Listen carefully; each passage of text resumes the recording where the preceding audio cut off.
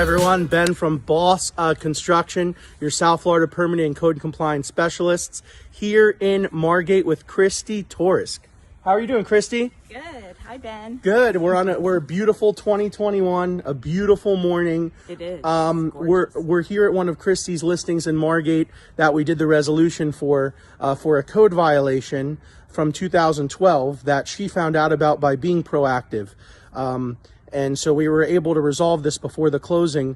What I'd like to do really quickly, David's working in the background here. I want to go over some technical things that we had to do on this property in Margate. So this particular property, it was a 2012 code enforcement violation. I'll provide the pictures and before and after. And there was a front door on here that was a non-impact door without shutters. And it had glass that was non-impact, but we installed some 6-panel doors that the buyer will like and stuccoed around it, made sure the tap cons and everything were correct. So, hey David, how you doing?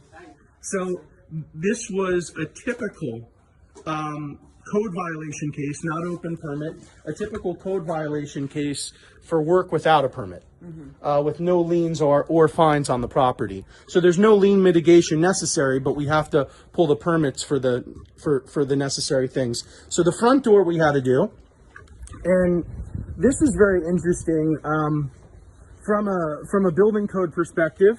The fence wasn't permitted. So it's very important that the gates are self-closing and self-latching with a 54-inch mechanism above the ground. There's a pool on this listing. There's a really nice pool. So this house is going to an amazing first-time buyer, which they will enjoy a nice pool and a nice house. We also did the side door, which we haven't finished painting. This wasn't part of the violation, right? That just had to be, Yeah, that side door was falling and rotting. So this was a 10-year-old fence, this wood fence here, which we brought into compliance with some posts, those newer posts over there around the utility box, by bringing the gates into compliance. And we brought this fence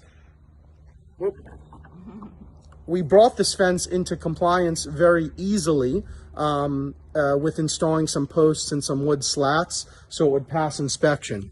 So this way, this whole 150 linear feet piece of fence is protecting the pool with the neighbor's fence right here on either side. So we didn't have to use window or door alarms or a baby fence because the pool wasn't built after the year 2000. And then there was another gate which required self-closing and self-latching mechanisms. So these are typical structural violations in houses. And again, the seller knowingly purchased the property with these issues. So again, sometimes we deal with code violations and open permits from multiple sellers before. Sometimes they don't know about it. Sometimes they just go through I deal with open permits from 1994, screen enclosures in Miramar, all different types of things. So again, all the resolutions are different, and so typically here, again, this fence we were able to bring into compliance because we just had to add in a couple posts. Some were broken, some were missing. We need a post every 4 feet on center.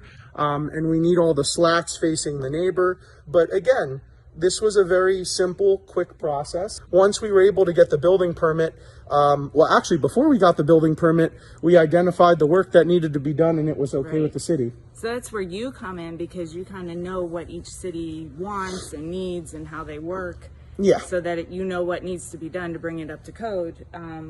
Also, how would a property owner not know that there's a violation? They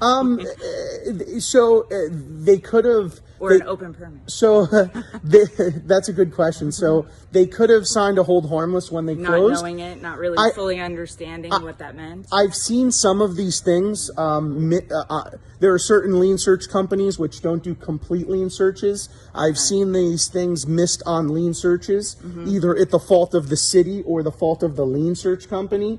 So that's why we have title insurance. That's why we have all these mechanisms to protect property owners who are purchasing properties from issues, whether they're zoning violations, whether they're open permits. But the question you asked before was great, and a lot of people ask me this. You can close with an open permit. You can close with a violation. As far as if it's a lien or something on the property, the bank won't write a loan, so you can't get a mortgage. You'll have to do cash or hard money. But with an open or expired permit or code violation, that's not a lien, depending on your underwriting requirements with your financier and the title company, you can close. So all of these things, there's really unlimited possibilities, and they're all different.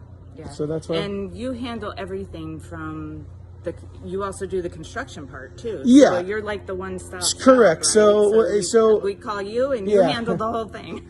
So from running the permit, so the permit processing is one of the jobs. Then the second job is being a qualifier and a GC, and then doing any of the corrective work. Something, when I work with associations doing 40-year recertifications, some of these guys, they're looking for work for themselves. So they're looking to say the electrical's bad, so we have to replace all the electrical boxes and things like that. So it's very important. I consider myself an owner's rep.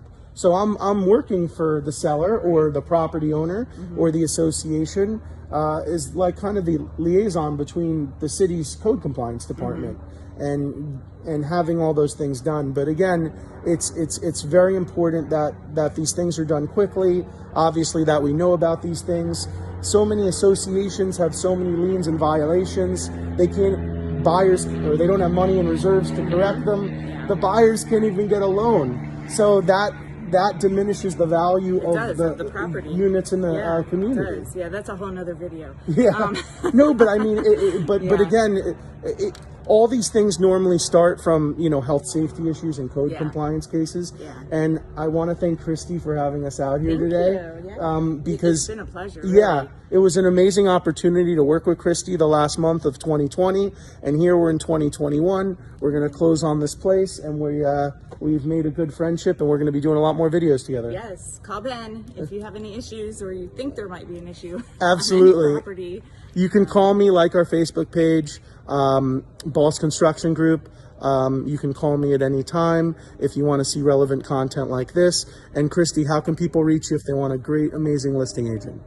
You can like my Facebook page. Perfect. Or message me on Facebook. Nice. Instagram. Facebook, Instagram. Also LinkedIn, I'm on. Nice. Or just Google me. My phone number pops up. Very, very cool. Christine Torisk. Christine Torisk from Macken Realty. Thank you very much, guys. Have a great day in beautiful South Florida.